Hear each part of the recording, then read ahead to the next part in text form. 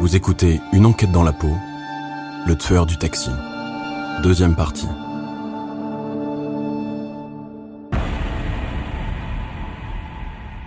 L'enjeu, c'est de recueillir le maximum d'informations pour fixer exactement le scénario tel qu'il a pu se dérouler. Éric Trunel, chef de groupe à la brigade criminelle. Nous avions le point de départ et le point d'arrivée. C'est-à-dire le point de départ, on savait qu'elle avait été enlevée à la sortie de la Scala et que son corps avait été retrouvé en forêt de Chantilly.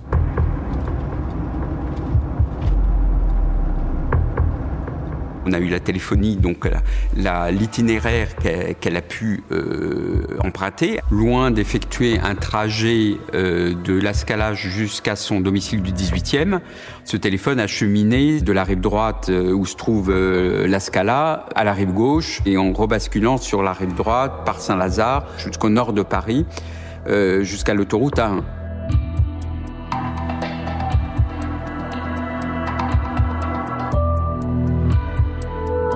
On a eu les résultats bancaires de l'utilisation de ces cartes bleues, puisqu'elle avait 2 cartes, qui ont été utilisées dans des distributeurs bancaires près du lieu où a été découvert son corps. Et c'est notamment grâce à l'exploitation de la surveillance vidéo de certains distributeurs, enfin d'un distributeur de banque en particulier, que l'on a pu déjà avoir la photographie des images de l'utilisateur de cette carte. Le profil se rapprochait d'une photo que nous avaient donnée les Boers lorsqu'il avait été contrôlé. Donc un rapprochement a été fait, un rapprochement physique, purement physique. Même si le suspect, lors de la tentative de retrait, avait effectué évidemment des manœuvres grâce à une écharpe, grâce à un col relevé, une casquette, pour essayer de dissimuler en partie son visage. Et à partir de ce moment-là, on a la conviction. Après d'autres témoignages, une fois que l'on va aller plus en profondeur dans les témoignages croisés, on va avoir effectivement des jeunes femmes qui vont se manifester et qui vont se dire, mais attendez, moi j'ai été pris en charge par un taxi, il a eu un comportement douteux pendant le trajet, l'une d'entre elles pourra descendre en marche, l'autre pourra demander à faire stopper le taxi et s'échapper du taxi, mais voilà, donc effectivement on aura des témoignages par la suite qui viendront un petit peu conforter le comportement, en tout cas douteux, du suspect lors des prises en charge de clientes. Le suspect, Bruno Chollet, habite dans le 10e arrondissement de Paris. Il est surveillé et placé sur écoute. On prend la décision de ne pas l'interpeller tout de suite. Il nous faut plus de preuves. La décision est proposée de faire appel à un autre service de la direction, donc la brigade de recherche et d'intervention, qui a la vraie capacité dans cette maison de suivre en permanence quelqu'un. Christian Flech, directeur de la police judiciaire en 2008. Et compte tenu du retentissement médiatique de cette affaire, et compte tenu du risque qu'on peut prendre à laisser partir quelqu'un et le perdre dans la filature, donc la proposition m'est faite et je la valide.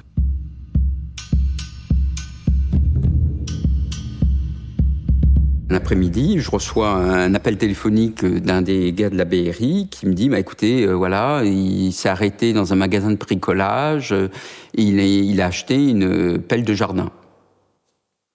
Là, évidemment, je suis, je dirais, stupéfait parce que je m'attendais pas du tout à cette information qui, dans mon esprit, pouvait être déterminante.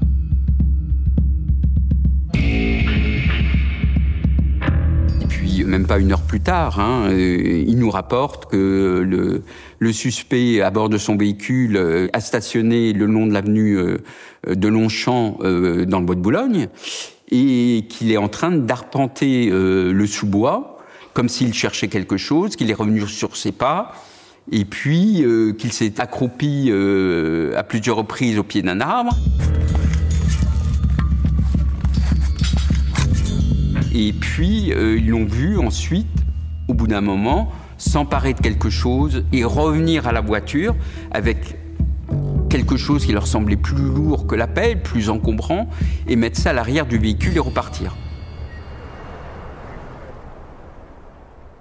Je suis quasiment persuadé, et nous le sommes tous, que ce qu'il a entre les mains, c'est une mallette avec l'arme du crime qu'il vient de déterrer. Outre des gants en latex qu'on a retrouvés près des 3 trous, il avait croisé 3 trous, certainement parce qu'il n'arrivait plus à repérer la cache exacte où se trouvait l'arme.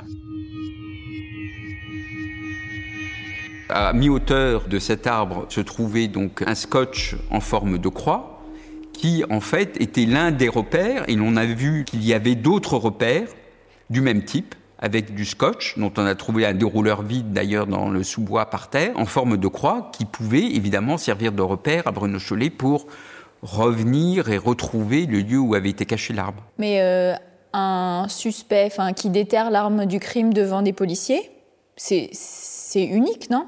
C'est totalement unique. À ce moment-là, j'avais l'impression de me retrouver dans un film. Personne n'y croyait.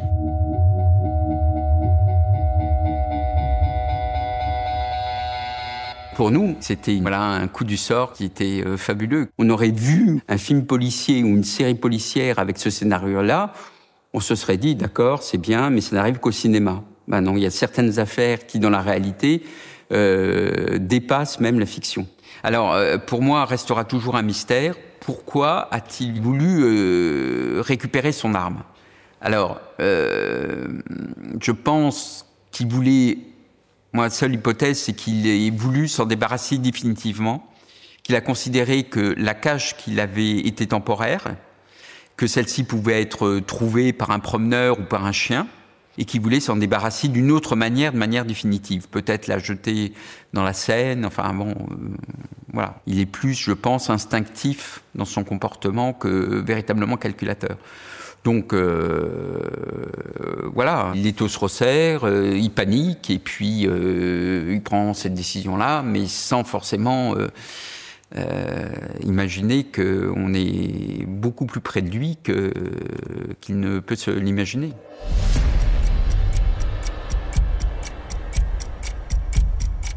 Bien évidemment, la décision n'est pas encore prise, mais en toile de fond, l'idée, c'est d'interpeller M. Chollet. La filature et les surveillances qui ont été faites sur Bruno Chollet ne nous ont pas amené de complices, mais nous ont permis, à un moment donné, au moment où on va l'arrêter, de trouver des éléments qui, de façon indiscutable, ont permis d'impliquer cette personne dans l'assassinat de cette jeune Suédoise. On était en droit de supposer qu'il avait certainement l'arme dans la voiture. Donc on a donné le top interpellation aux hommes de la BRI. Ça se passe comment ? Ça s'est très bien passé. Il a absolument... il n'a pas tenté de s'échapper, il n'a pas posé de résistance. La voiture a été saisie, il a été menotté, placé en garde à vue. 25 avril 2008. Première audition.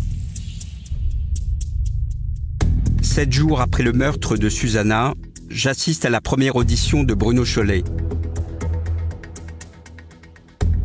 Il est 1h45 du matin. Lorsque je me retrouve confronté à lui, il s'exprime à peine. Il fait preuve d'une froideur émotionnelle incroyable. Je suis surpris de le voir si indifférent, si peu concerné. On attend des explications, des aveux de la part du suspect, sachant que d'emblée, si vous voulez, dès l'arrestation et dans les échanges que nous avions les premiers échanges que nous avions avec lui, nous avions très bien senti que c'était plutôt un taiseux.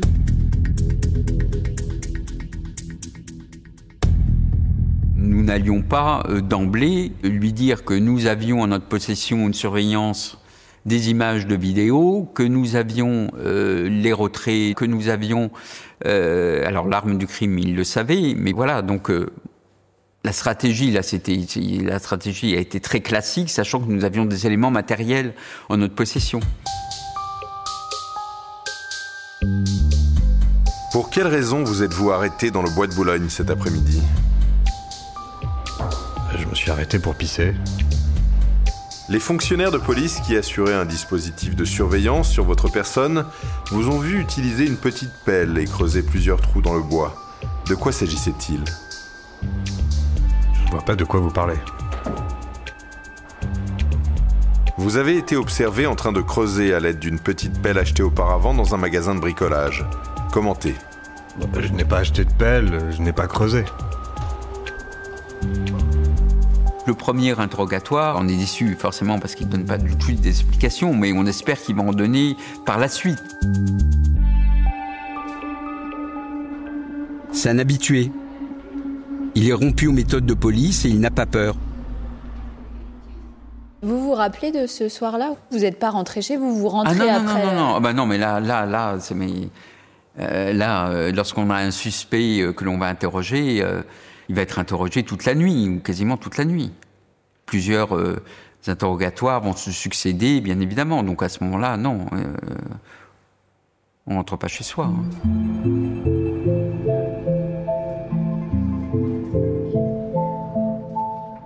Il m'est arrivé de dormir dans mon fauteuil ou de m'assoupir 1 heure dans mon fauteuil. Et donc comment vous gérez votre famille, là ? Comment ça se passe ? Je vais appeler, oui. Je passe un coup de fil. Je dis, de toute façon, ils savent pertinemment que je suis en affaires, entre guillemets. Et quand je suis en affaires, je suis invisible et que personne ne peut s'occuper de moi, que les horaires sont invraisemblables. Donc personne ne s'occupe de moi. Et moi, je m'occupe de personne. Soit vous avez un conjoint, une famille qui adhère au principe, soit non.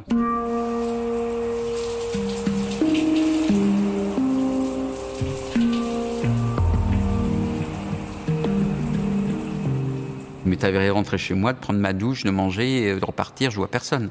Parce que tout le monde dort. Il pouvait rentrer d'une affaire à 22h. Adrien et Thibaut Trunel, fils d'Éric Trunel. Commencer à avoir sa vie personnelle et donc commencer à parler avec ses fils. Et ben, il pouvait repartir 2 heures après, comme ça, sur un coup de téléphone. Et voilà, nous ça nous...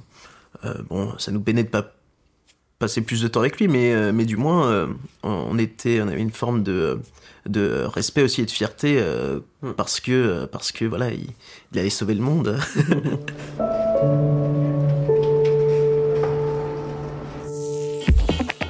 Deuxième audition de Bruno Chollet.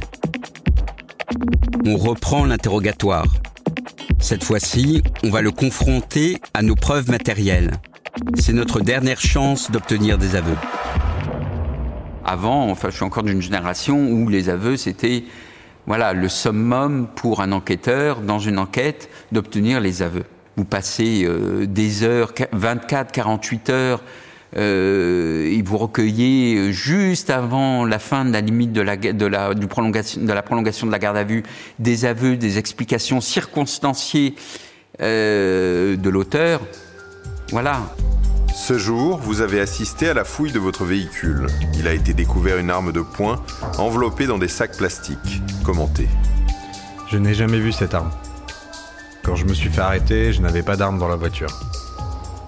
Vous ne trouverez ni empreinte ni mon ADN sur cette arme parce qu'elle ne m'appartient pas. Nous vous présentons la photographie extraite de la vidéosurveillance d'un distributeur bancaire de Senlis, représentant un individu de type européen, coiffé d'une casquette de cuir noir, d'un manteau 3/4 en cuir marron et d'une paire de lunettes. Qu'avez-vous à dire ? Je ne me reconnais pas. Se peut-il que vous ayez pris dans votre taxi mademoiselle Susanna Zetterberg, dont nous vous montrons la photographie ? Non, je connais pas de Susanna. Je ne me rappelle pas de cette personne. Êtes-vous impliqué dans la mort de Susanna Zetterberg ? Non. Je trouve que vous avez été trop vite dans cette enquête. Je n'ai rien à voir dedans, je n'ai rien d'autre à déclarer. Là, on se heurte à un mur. On se heurtait à un mur. Va être fuyant et ne va même pas reconnaître des évidences. Il a toujours nié être impliqué dans les faits. Il a expliqué que la personne qui était filmée au distributeur pouvait être lui, mais qu'il ne se reconnaissait pas, que les vêtements pouvaient être les siens, mais qu'ils n'étaient pas les siens. Il n'y a rien de plus frustrant de ne pas avoir d'explication, de ne pas avoir... Non seulement il n'a donné aucune explication, mais il n'a eu jamais aucun remords. Et ça, c'est terrible.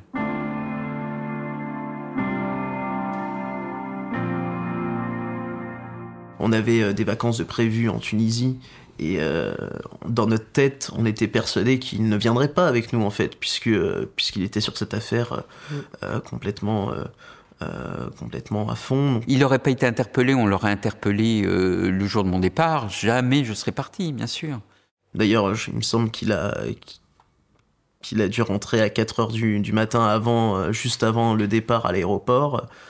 Bref, un coup de chance. J'avoue que je me suis effondré sur le siège de l'avion et que j'ai dormi jusqu'à l'arrivée parce que nous avions passé une semaine avec très peu d'heures de sommeil et avec une tension quand même qui n'a pas pu se relâcher tout de suite.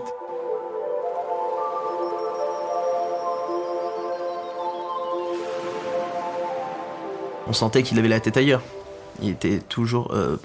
il était souvent au téléphone avec ses collègues, à donner des directives, des instructions. Les premiers jours ont été très compliqués. Très compliqués, parce que j'étais complètement encore dans l'affaire. Je voulais me tenir absolument au courant.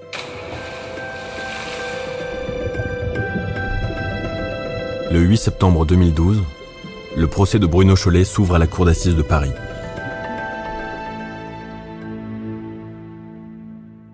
L'aboutissement pour nous d'une enquête, c'est le procès d'assises. La famille, la cour attend des explications. C'est très important dans un procès. Mais il n'y en a pas. Il n'y en a aucune. Il n'y en aura aucune, à aucun moment. Et il sera même à avancer la théorie du complot. C'est ça aussi qui a été extraordinaire. Il va avancer la théorie du complot, dire que nous avons mis l'arme dans sa voiture, et puisque les expertises d'ADN ont démontré que l'ADN en mélange de la victime et de l'auteur se trouvait sur l'arme du crime, non seulement sur le canon, mais également sur la crosse, sur la mousse de la boîte, sur la mallette d'armes, il a dit que nous avions volontairement, avec son ADN qu'on avait recueilli de ses vêtements quand il était en garde à vue, souillé l'arme du crime avec son ADN. Donc voilà, toute cette théorie du complot, c'est la seule qu'il ait avancée lors du procès en cour d'assises. Donc c'était une démarche qui, finalement, l'a desservi, je pense, complètement. Hein. Ça n'a pas favorisé du tout un procès qui soit véritablement transparent. Vous avez douté ? Ah non, j'ai pas douté. Non, j'ai aucun doute.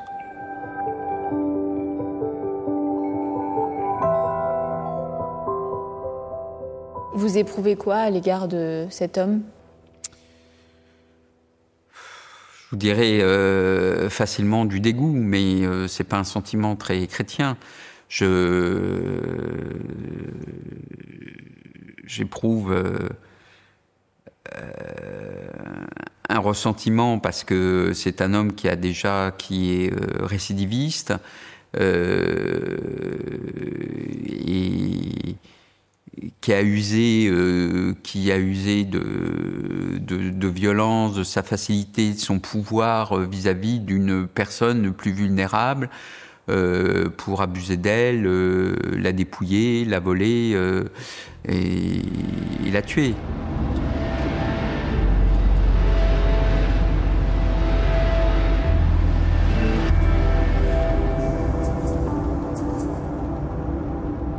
Comment vous pensez que ce métier l'a transformé ? Au niveau physique déjà, c'est éreintant et maintenant ça se voit quoi. Il se couche tard et oui, il a du mal à s'endormir.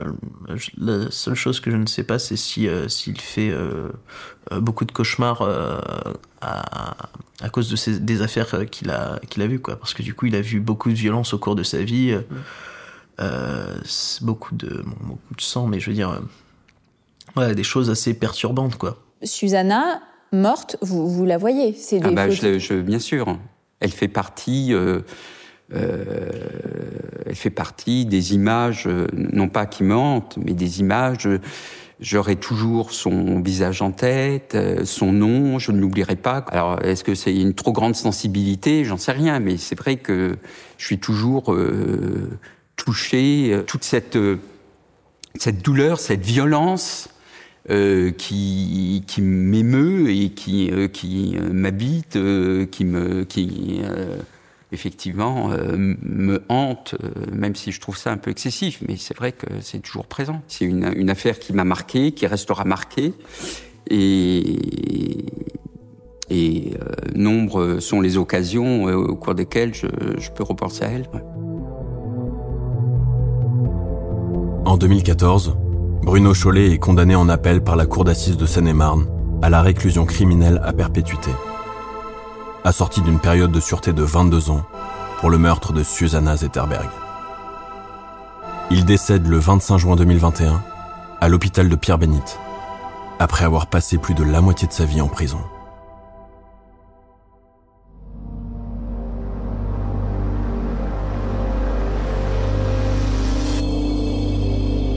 Vous venez d'écouter Une enquête dans la peau.